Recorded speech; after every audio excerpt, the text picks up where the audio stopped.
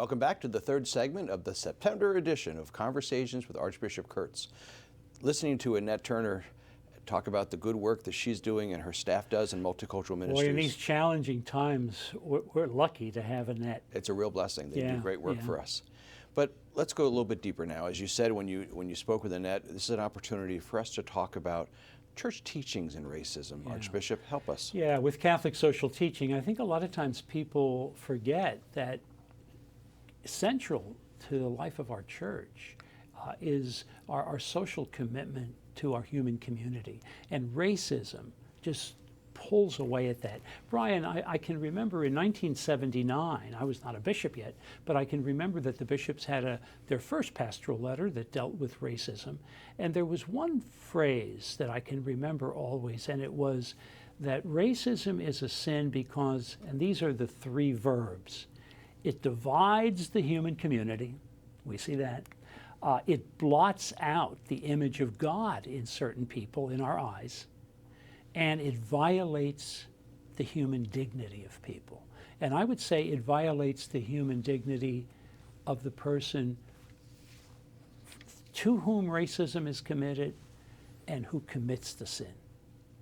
Human dignity is at the very core here. So we're not talking about some social issue or even a political issue alone. We're talking about deep social teaching of opposing the sin of racism.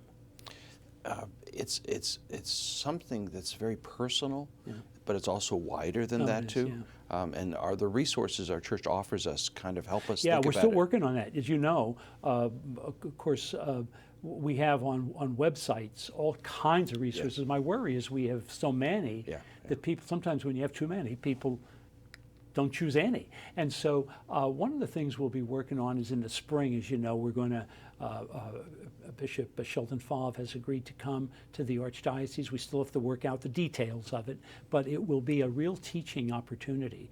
Now there'll be many things done between now and then, but that will be a cornerstone because, as I said to Annette Turner, I see this as a progressive meal where you have the appetizer and then the main course, et cetera, in different places. So the fall, we're going to need to do things, but we have to be aware that as we consult with our priest council on these resources, we also are looking ahead to what can we do now, what can we prepare for in the spring. The corrective actions are going to be with us for some time. It's a kind of an emotional topic sometimes.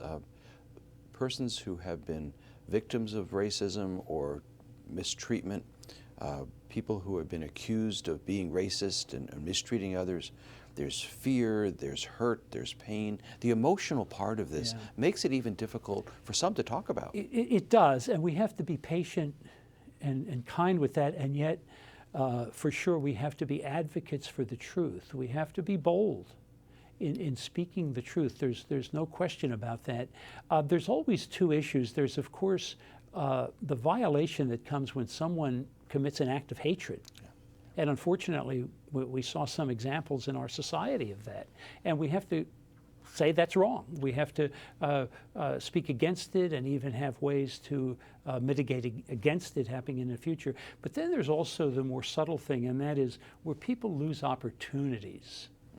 And people who are African American very easily can have their opportunity doors closed on them. This is why, Brian, we often talk about, and I talked to Annette a little bit about that in the last segment, the banquet for African American Catholics, and especially the young people getting awards, because their life is in front of them. We need to open the pathway for opportunities, and for sure, we want them to take advantage of that. There's rights and responsibilities, and so we need to be able to encourage people to take those active steps. I was just reading again about Daniel Rudd, who probably was the architect of the Black Catholic Congress back in the late 1800s. Born from a slave family right in Bardstown. Native of the diocese. A native of the diocese, educated himself, thank God, but then used his education to serve the needs of others. And And the Black Catholic Congress has done so much. So we're celebrating the things that have already been done. For sure, not enough has been done, but we're celebrating the gains already made.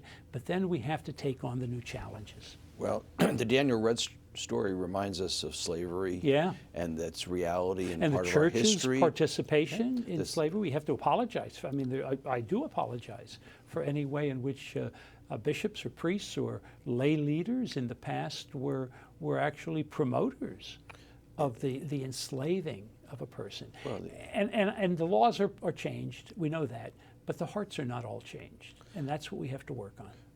as we've been reminded, particularly lately, that though the laws have changed, the limits put on people haven't always changed. No. And so it may be slavery in its sense of in the 1800s and back to the 1600s doesn't look like that today, but there's other versions of it where people are limited. Brian, let me say this: the document, which is the new pastoral letter on against racism, beautiful quote. I hope we'll put it up on the screen. The entitle is "Open Wide Our Hearts." It says this: racism can often be found in our hearts. In many cases, places there unknowingly or unwittingly by our upbringing and culture. As such, it can lead to thoughts and actions that we do not even see as racist, but nonetheless flow from the same prejudicial root. This implicit bias. And the deadliest is when we have a bias and we don't even know it. Yeah.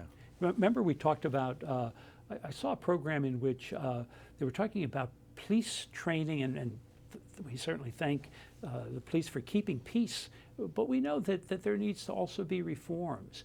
And this person who is in that work talked about uncovering what he called unconscious biases. We shouldn't react. We all have biases, and we all need to purify them if we're going to treat people with dignity. Yeah. So it's a task for our church and our society. When you were talking about the young students receiving awards, and even that quote you just shared there, there's a message of hope here, Archbishop. Oh, there sure is. And we better, as we move forward now, we can't turn in on ourselves.